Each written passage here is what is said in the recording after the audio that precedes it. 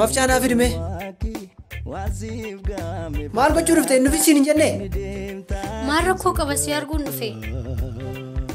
ati maamna hin dhageessu na bira hin gahini ala dhaabbattee na arguu dandeessama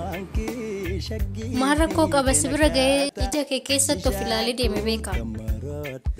na jaalatta taanan na bira hin gahin gammachuun koo gammachuu kee taanan ala ala na argi dhagaadhaa yaati siif hin galuuyi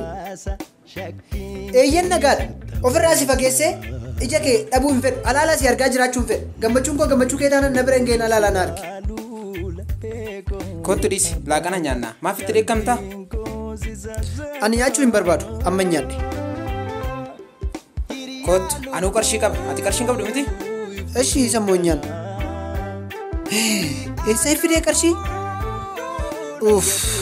bakka laaqana nyaadhuuf narraa fuutu jedheen kiish keessa sii kaaye siif jiraadhee du'uun koo egaa waan hin oolle gaariifammeenya keeni waliisaan wal